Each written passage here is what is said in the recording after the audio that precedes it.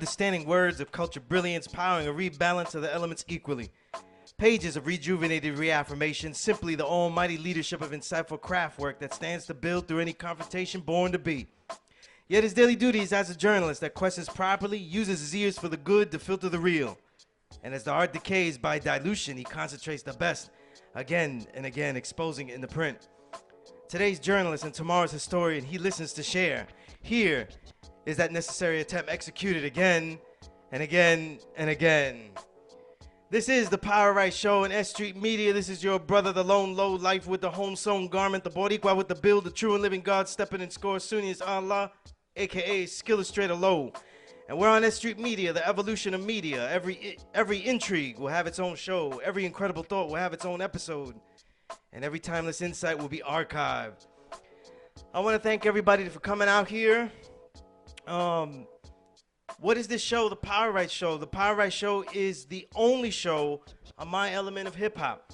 The writer of what I say is art on art and science on music. The only show in history on the hip-hop writer element that I, a veteran of over 20 years, helped pioneer.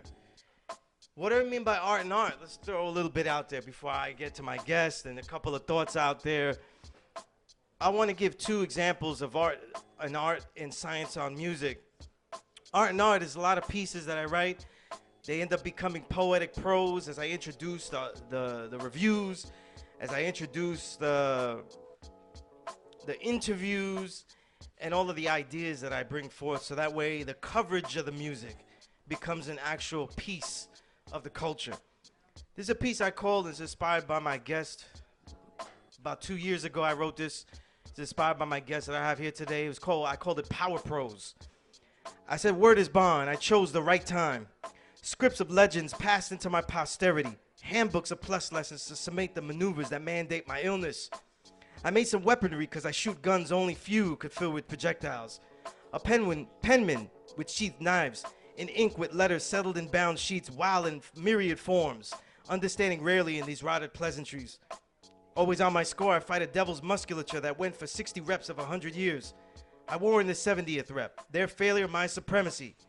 Now you, nigga of the same gene, germed up, I throw up the piece to love and loyalty. Identify this yellowish brown shade wielding the blackest pedagogy, and take me out of the solitary rarities into solidarity of camaraderie. Together to redirect when the ones they select are the ones we're forced to elect. The degenerate or the derelict. The orange revolting rewind or the blonde fail forward. From the beloved butterfly knives to these blessed keys of ink, I work all the tools that spill understanding. Wrap these fluctuations into the uniform. Woe be my low life. Wealth stays a letter unseen, but swings on and on the universal flag chain. Warn the man now. I'm an anomaly with the power to rule. That was a piece that I would consider, or that I labeled art and art in all these pieces, and you can find all these pieces, the majority of them, at premierhiphop.com.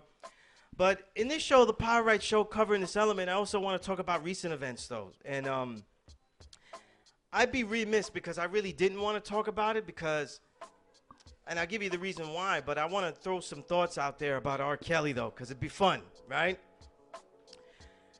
I have some quick points, and I'm only going to mention these points because no one else will have these points of understanding. No one's going to have them, God. I'm telling you, I had to throw them out there, right? Yeah, let's be clear here. So everybody, you can open up your Google Play. You can open up your iPods. You can open up your MP3 players, your digital collections in your cloud. And you could delete R. Kelly because he's not really essential to the pantheon of male soul singers and composers. All right? Marvin, Donnie, Curtis, Stevie, Teddy, Ray, Luther. Those guys are essential. R. Kelly isn't, though. So, you know, all this stuff about, like, I need to have R. Kelly in my playlist, though, that's bullshit talk. I guess we bring in Aaron Hall back. Let's bring him back. Yeah, the originator. Yeah. I guess Aaron Hall is back. Yeah. You know, these guys, they always start bidding, though, so they always go. But look, here's some other points, right? Nobody's going to mention. There's a concept I talk about called the abuses of and the abuses via hip-hop. The abuses of hip-hop is the cannibalism that R&B fostered. All R&B past the foundation of hip-hop that decides to sample is cannibalizing. I don't care what you like. I don't care if you got Mary J. Blige's "My Life Is Essential to Your Life." Any R&B music that samples hip hop in a hip hop fashion, meaning samples other R&B music, is cannibalism. All right? It takes away and it continues the destruction of R&B and soul music, just like disco did, in getting rid of the band and getting rid of the idea of a more original, complex composition from that band, and got rid of the funk. There are certain people like Prince, so that was able to preserve that funk, but by and large, because of disco, the band, the evolution of the funk really deteriorated. And then now, when we see hip hop styles being used, the sampling style being used in R&B, what we see is a cannibalization. We see R&B acts though biting from, remember Monica, that shit, using Backseat and all that. That's all biting. I don't care how much your ladies danced to it back then, how much ass you got doing that back then. It's all bitten music, and it diluted the continuity of hip hop. So that's what I mean by the abuses of hip hop. But here's the other point, right? The abuses via hip hop. We're talking all this stuff about R. Kelly, but every single pop icon that hip hop has produced is generally 90% of our hip hop icons that we see hosting game shows, walking around with other prizes and doing things like and they're on page 6 of the New York Post every day. They were all pieces of shit.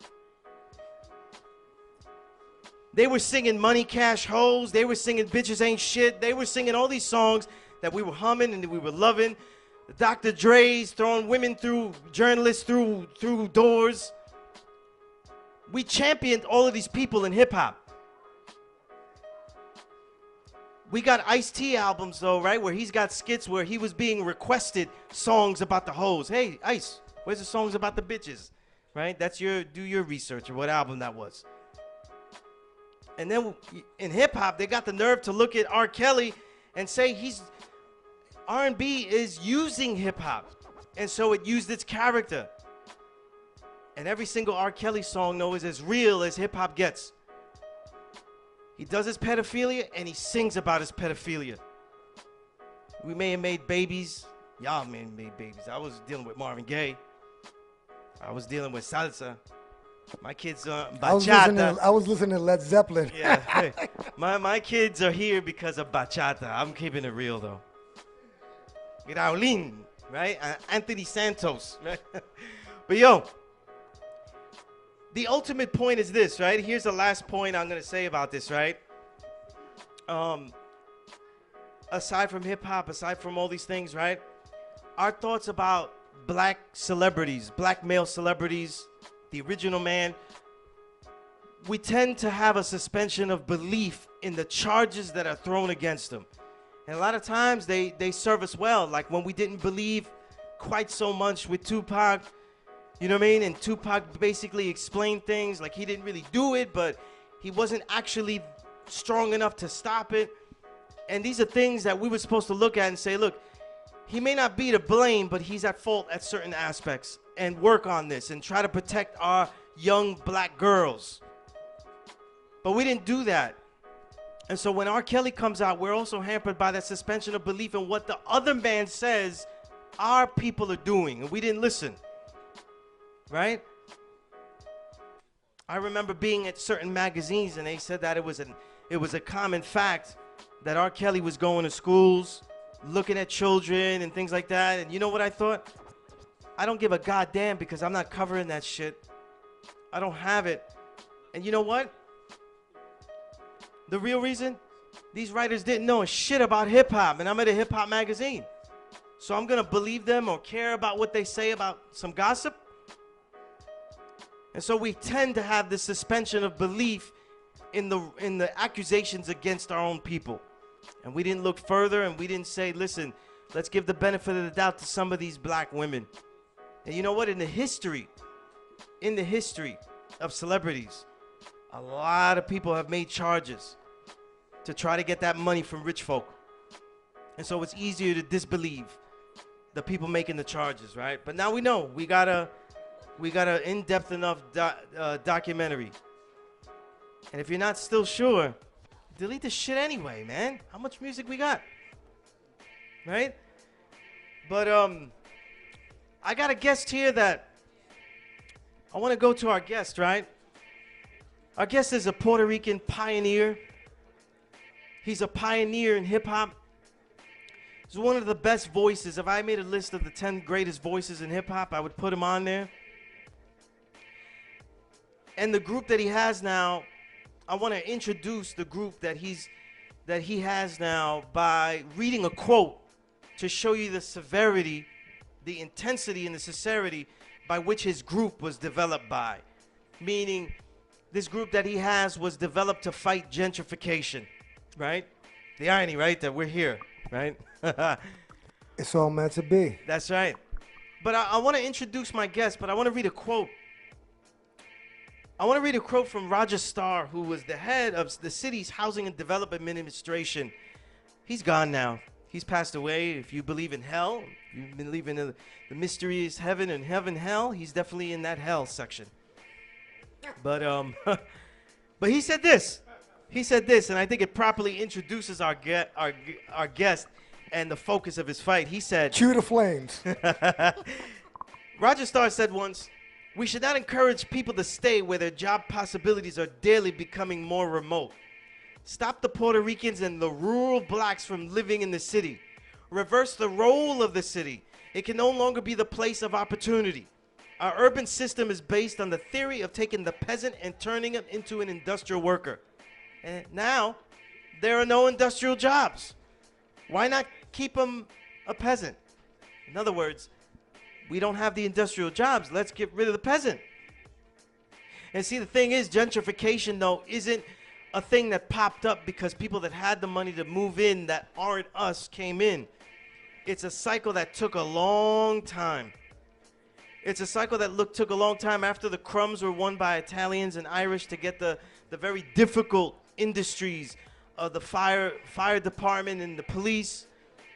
And no crumbs were going to blacks and Puerto Ricans. And so this city was developed by industrial workers. And when those industrial workers were shifted out because New York was progressive enough to go into developing the city as real estate and rezoning everything, and now we have gentrification, and all of a sudden, though, we have hipsters everywhere. But my guest, though, has developed a group after coming back in 2016 with The Anomaly. My brother here, Power Rule, Prince Power Rule of Power Rule, is now part of a new group called The Leftovers. And I couldn't think of a better way to introduce you than quoting that Roger Starr's. But That's a good one. How are you, my brother? I'm excellent. How you doing today? I'm great. I'm great. I see you had no lack of words. Absolutely. How's everybody absolutely. doing in here tonight? Yeah. We good? Yeah. All right. For the listeners that will listen to this show later, on Ustream, when it's on YouTube and all the other places that S.STREET Media we put our podcast on, and for the people here right now, I want to go through some of the legacy of Power Rule. I said Power Rule is a pioneer in hip hop, and I said that Power Rule. Why was Power Rule a pioneer in hip hop? I want you to answer that. I never thought of myself as a pioneer in hip hop at all. I always thought of myself as just part of the ecosystem of hip hop. Mm-hmm. I'm just somebody that was there when it developed and it evolved. Mm-hmm. I'm originally from Shadyville, Queens, which you can lump into Jamaica, Hollis, everything. But Shadyville was our main place, and we're right down the block from Hollis. So I grew up, with dudes with sound systems playing in 34 Park, plugging into, lamp posts and stuff like that. Taking it to Davey DMX making beats, to Run DMC, your Salt and Peppers, your LL Cool J's, your Rozelles, You know, your Irv Gotti came from Hollis, Queens, where I'm from. Before Irv Gotti became Irv Gotti Murder Inc., he was DJ Irv Gotti. He used to weigh about 110 pounds and used to DJ with handcuffs behind his back. He was nasty. It was him, Romeo, and Rozelle, and they were called Def Crew. So this is just part of a community that I grew up in that embraced hip-hop, and we actually had a lot of people that were really good at it who became very famous. And the thing that only made us special was that there weren't too many Puerto Rican dudes in the neighborhood. So it was a very, you know, it was one of those neighborhoods where, you know, you move from Brooklyn because y'all got a little bit of money, and then you moved to Queens and you got your first house because you was living in Red Hook or you was living in Marcy or whatever, and then you went to Queens and you got your starter house. That was the first starter house you got. But you was still poor. It didn't mean that you made it now. No, you just made it out of that hood, and now you developed a new hood, whatever. But people were actually really trying. There was a lot of middle-class families. And there was opportunities. Actually, when you didn't think there was opportunities, there were. Compared to now, where I feel that there's less opportunities for middle-class people in New York City. I feel the disparity between the poor and the rich in New York is becoming so flagrant and so disgusting that what you're going to find is an incredible, gigantic amount of homeless population. You're going to find poverty, and you're going to see another crime wave rise up because there's no opportunities. There's no middle ground for nobody.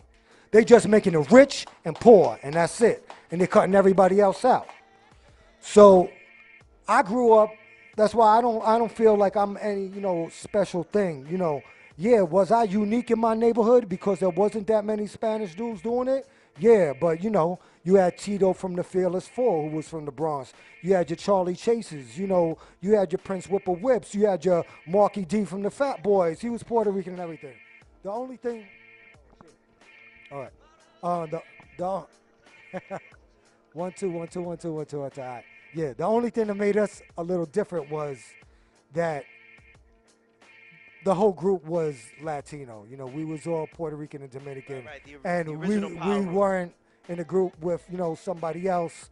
It was just us. So when you saw our faces, when you finally did see our faces in like 1989 on MTV, BET, Video Music Box, The Box, whatever little cable show you had on or whatever, and you heard Smooth, 'Cause I Don't Get Upset, and then you saw, oh shit, them dudes is Puerto Rican, you know, you bugged out. But, you know, most of my following came from dudes who were in jail and from my neighborhood, because I grew up in a neighborhood that was all predominantly 5% Nation of Islam.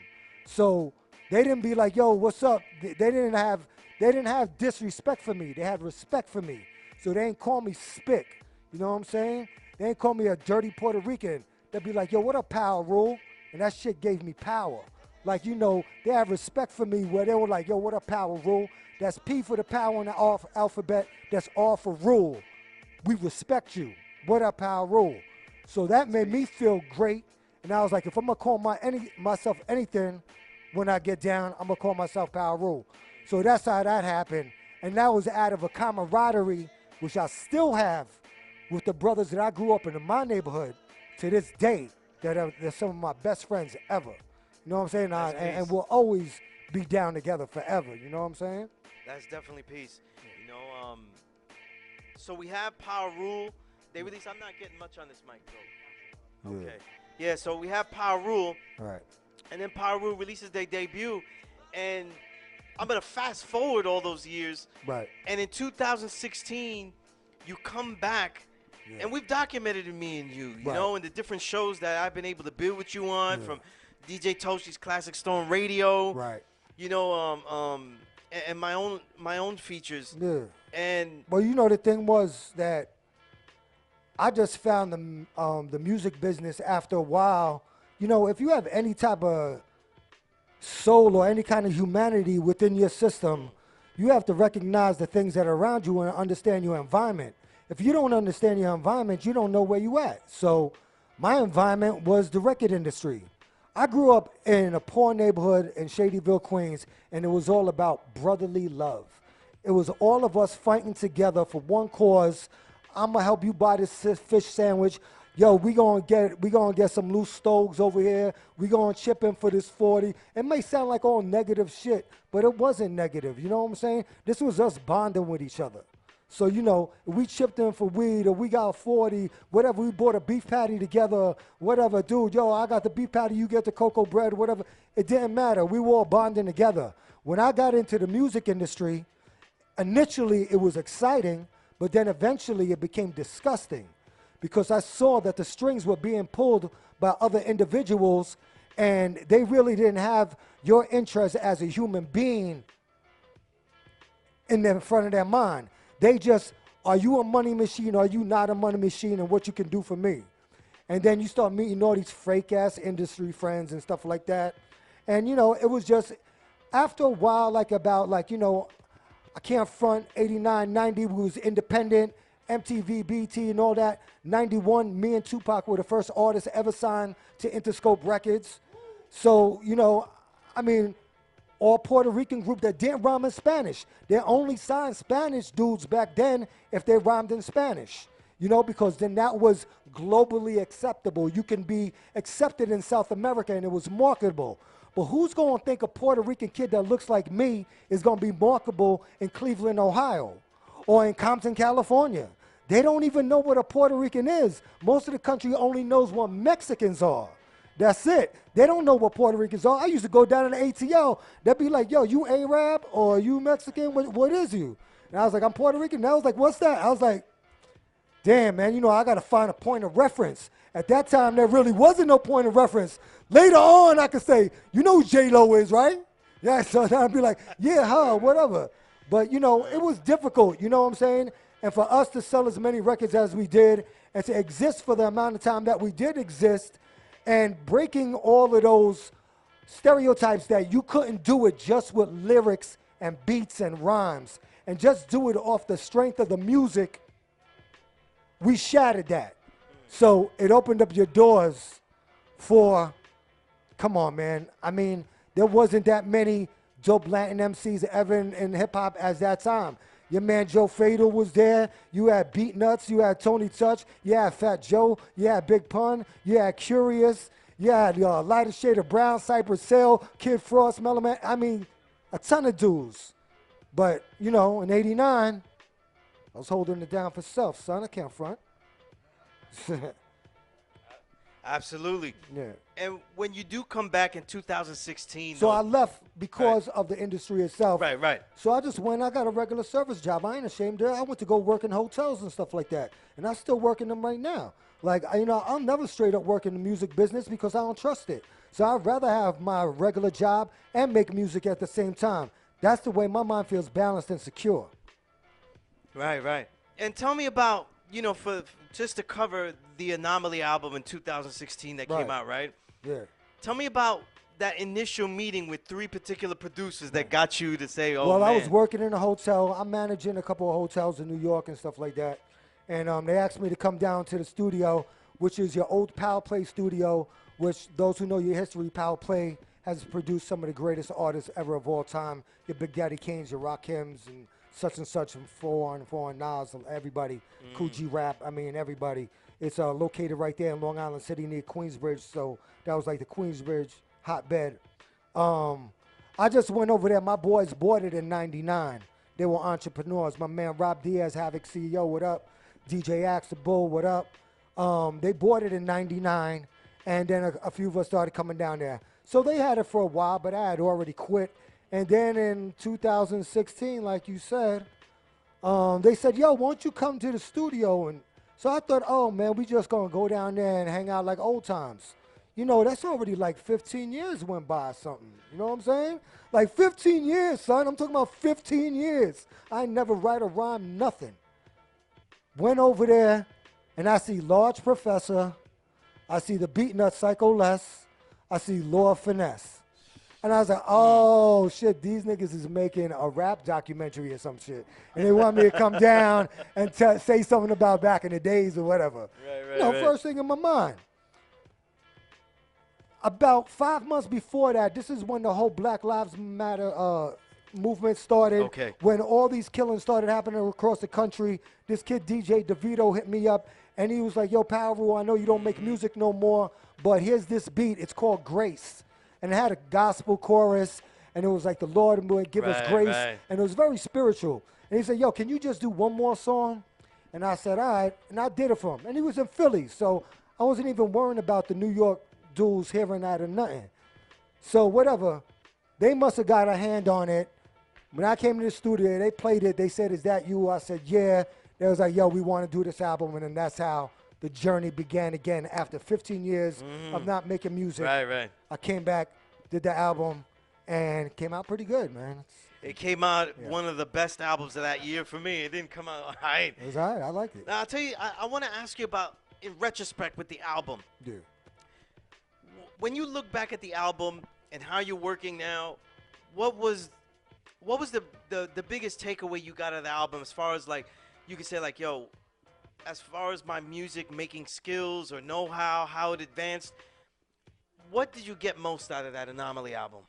The most I got out of it was the fact that people that I looked up to growing up in rap wanted to work with me. That's the most flattering part about this whole business, man. It ain't about what you driving, what you wearing, you know, how much paper you got. It's like, if you really love music, you want to be recognized by your peers.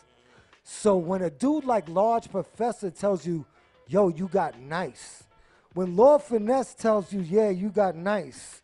When Psycho Les tells you got nice. Team Demo, all the other dudes that work with me, Ayatollah Beats, that got on that album, they were like, yo, man, you much better than you was then. And like, I don't know what it is. It just made me feel so good that no matter what happened, it was an accomplishment right there. Like, it don't matter. Like, that's exactly all I wanted. I wanted that pat on the back. You want somebody to say, hey, man, you did good, B. You did good. Word is bond. And that's what I got. So I was very fulfilled. Now, onto the new group, right? The Leftovers. How does this group develop? Well, I remember telling you when we were at the Classic Storm radio show, I was like, yeah, there's like 3 or 4 political joints on this album, the Anomaly Reloaded. But, you know, I got my bragging joints because, you know, I stood on the corner and I pumped and all that and like being fresh and saying ill shit, you know what I'm saying? But there's always a part of me that was more engaged with what was going on in society. And I only had a couple of songs on that album that dealt with that. But I felt like my destiny always was to hold some type of floor as somebody that was more political and more engaged in the community and wanted to speak up for the people that couldn't speak up or wouldn't speak up or didn't know how to speak up.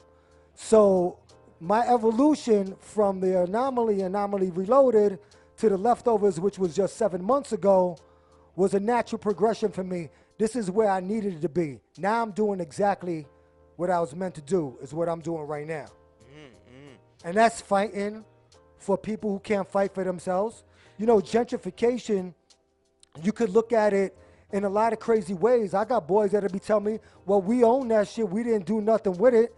Well, how about this, man? How about you never was conditioned to know how to do anything with it because you only was conditioned to go to the goddamn liquor store, the Chinese food store, or to the number spot. That's what you was conditioned to do. You have a project, and what surrounds the projects? But you got a supermarket, a Chinese food restaurant, a liquor store, and a bodega. And you might have a dry cleaner right there and a laundromat. What else was around the projects, B? Nothing.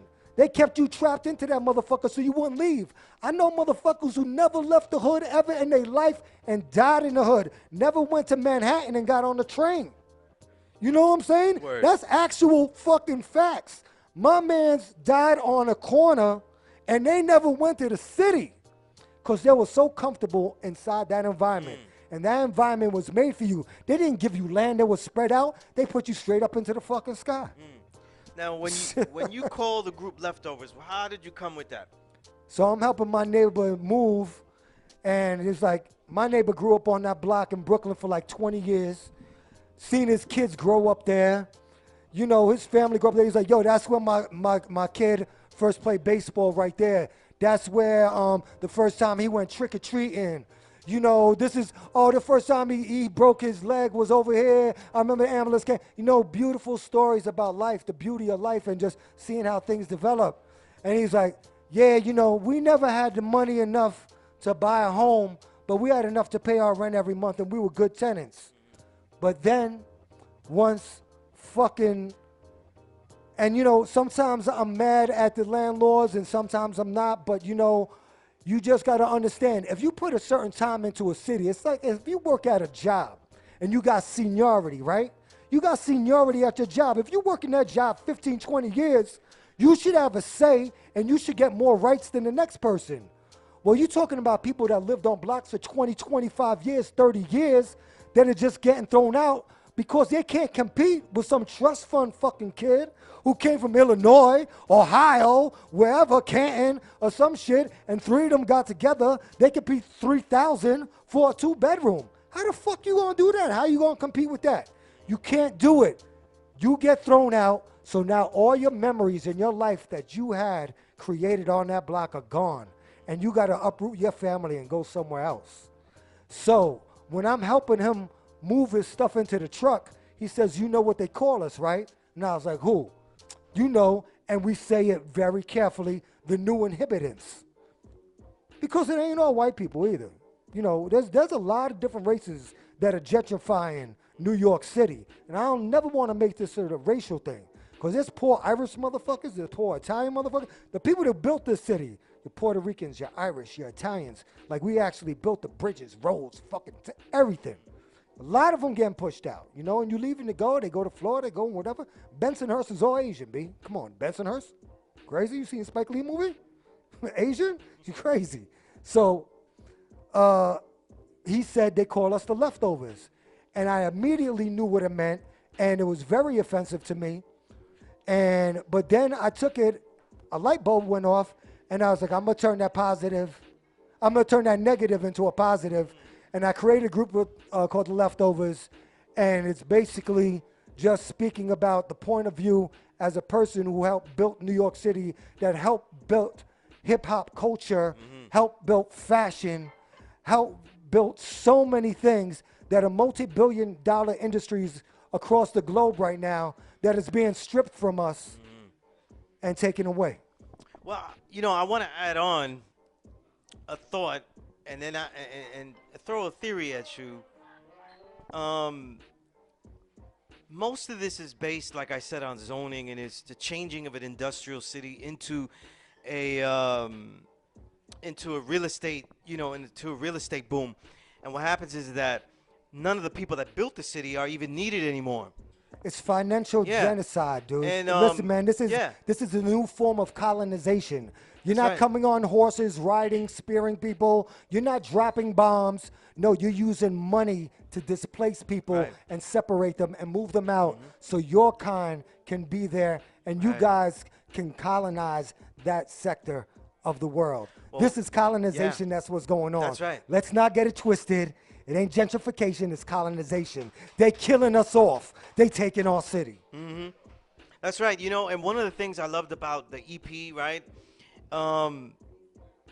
There's a, you know, one of the things that happens, and you mentioned it with gentrification, is that it usually dehumanizes us that suffer for it, as if we were supposed to buy everything out, though. And if you really study zoning laws, if you really study the way gentrification works, it doesn't work that babyish. You know what I'm saying? And it doesn't work where people could just buy the places that they have. And that's why, like, even on when I had the honor, Power Rule, you asked me to be on the album as well. And I mentioned that idea of eminent domain, you know, and all we have to do is just look at the Barclays Center, you know, and understand eminent domain. And those are the same people when they want to justify and say, look, why didn't they do what Jay-Z did and just sell it at the highest bidder or this and that? These aren't places that we own that way and could have never owned because the constant rezoning makes them impossible to even pay rent, let alone try to own.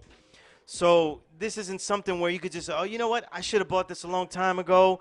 This isn't like, you know, this ain't Polo on loan. You know what I'm saying? And like, it's about time I bought this Polo. You know, this is a whole home that was never really ours. There is an entire history where this gentrification is a slow genocide of abusing the worker and then Absolutely. destroying the worker. And I'm throwing this at you because we're doing hip hop. I think that the reason gentrification pops up all of a sudden is because something happened on the way that slowed down gentrification. And if we look at the Bronx, it's a perfect example. The people that were being destroyed in the Bronx through gentrification, through the burning of their homes and all of this insurance fraud, they actually developed a billion-dollar industry. Hip hop. So that kind of slowed down gentrification. Said, wait a minute, we got to bloodsuck this industry first. Right. And, it slowed it down. And I think that now, and I want to hear your thoughts on it, I think that now that hip-hop has been actually gentrified musically, where all these guys that we hear on the radio have nothing to do with the culture, have nothing to do with the musicianship, those aren't really, they're not really from our places. Yeah. They're not really telling stories. I'll tell you, listen, man. Listen to whatever you want, man. I really don't care. I don't really judge any music that anybody listens to.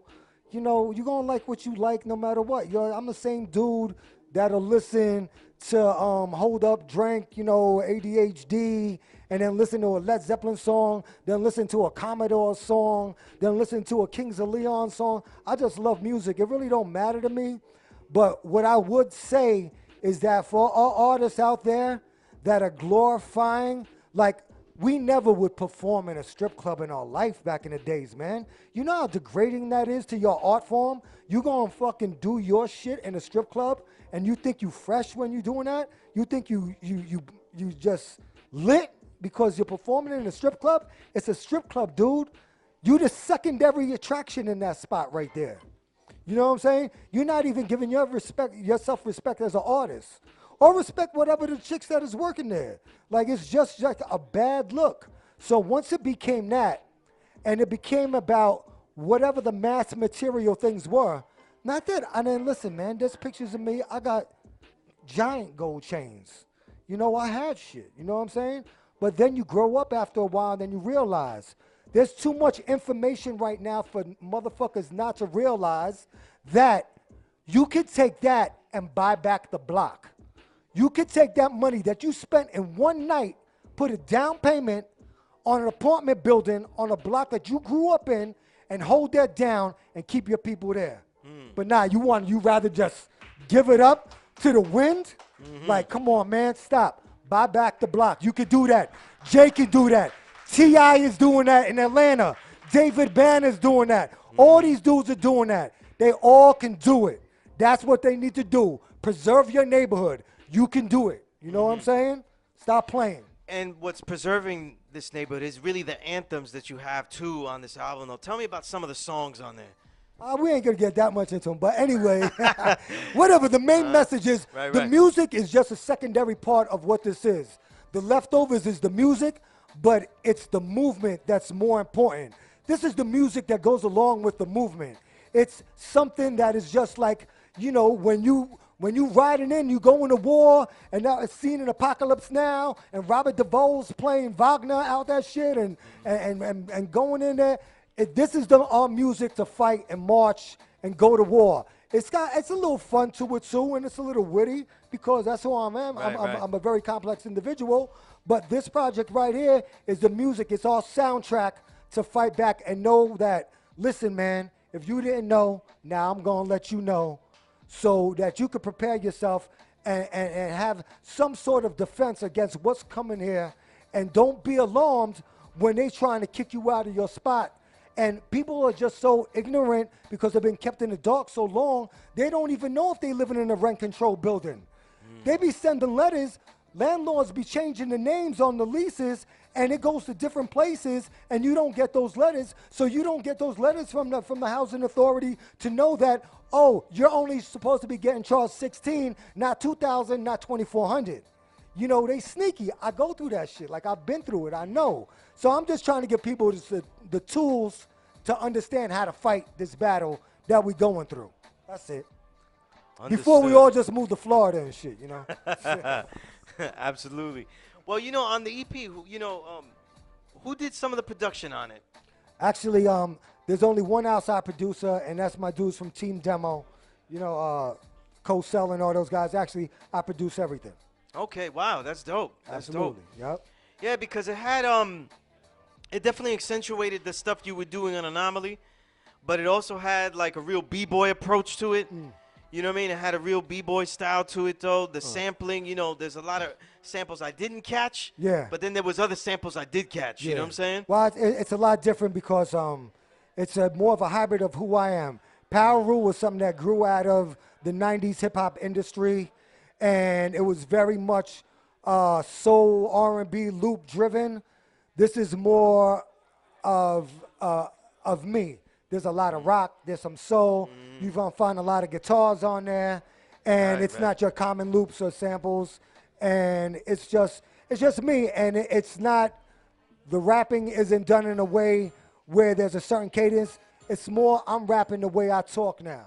That's it. So it's actually the completion of myself as a man. And this is who I am now as a man. Let me ask you about that, because is that what you got out of Anomaly, like this development of the emceeing No, style? it was Anomaly was a good introduction back into the game. Right. But I knew that I had something else to give. Understood. And this is what it is.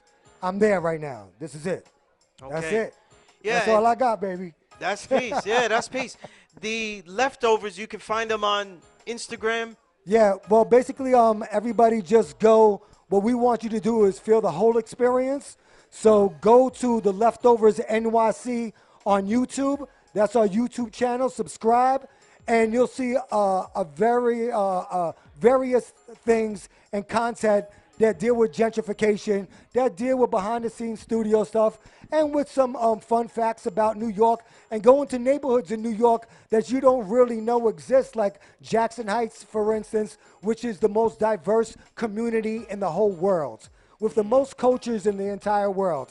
But nobody goes there and visits, so I go there and I go around and, you know, stuff like that. You know, going to Spanish Harlem, going to Jackson Heights, going to Jamaica, Queens, going to Cuddy's Barber Shop, you know, all that stuff. You know, some real New York City stuff for New York City dudes. You know, plus, you know, all the stuff to give you information about gentrification, but also things for you to feel proud about your city. That's peace. You can find the Leftovers on the YouTube as well. Look up the Leftovers. NYC. Leftovers NYC on YouTube. NYC, right? And you could hear the EP in advance. In its entirety there, and then eventually by next week it'll be on your all the digital Spotify's, platforms. Amazons, and all that. That's peace. That's peace, definitely. You know what I mean?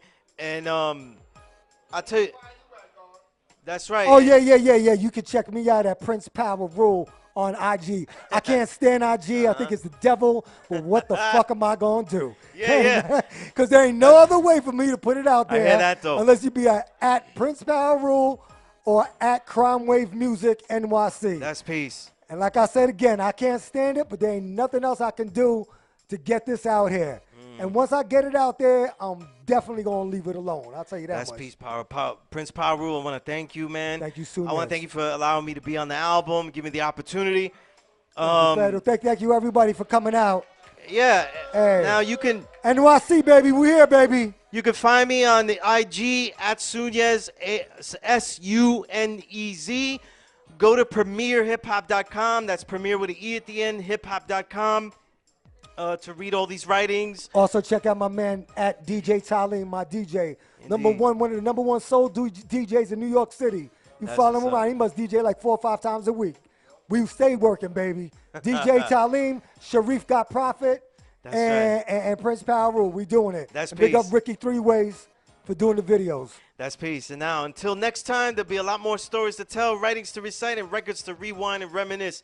I'm your host, Sunez La, a.k.a. S.STREET Low. And as always, the Power Right Show is a never respect fake broadcast. Peace. Peace.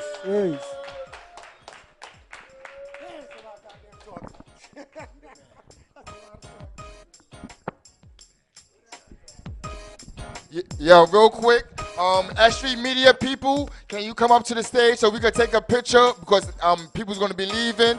So we want to take a picture with S.STREET Media. I'm going to introduce you real quick to our host. We want to take the picture on the side over here, anywhere but the stage. come to the side over here with a 5 spot for the pictures. But I'm going to introduce our host of the night, our S.STREET Media family, our B-Boy, B-Box Radio family, my man, the Flow-fessional, the Rap Martyr, my man Skanks from Bangkok fam, baby. Round of applause.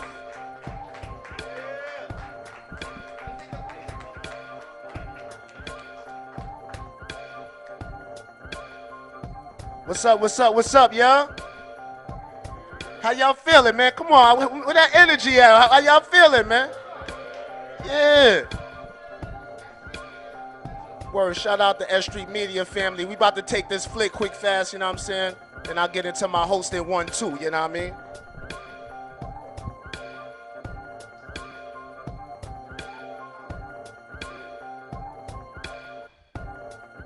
Yo, we're gonna let my man Polarity DJ. Let me get a round of applause for DJ Polarity. Yo, let's take this picture real quick and we're gonna have some music playing for a real quick 5 minutes.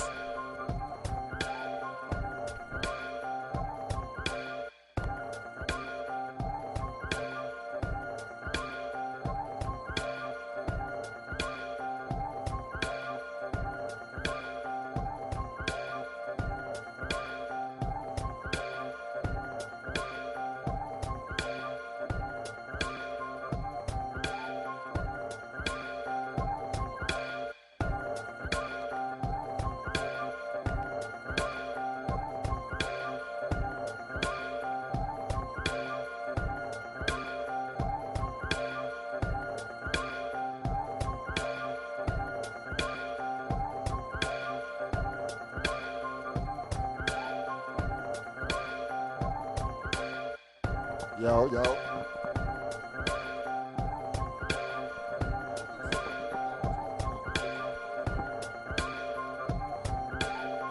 1-2. First, I want to give a special shout out to Soonaz, man. Word up. Give it up to Soonaz, y'all.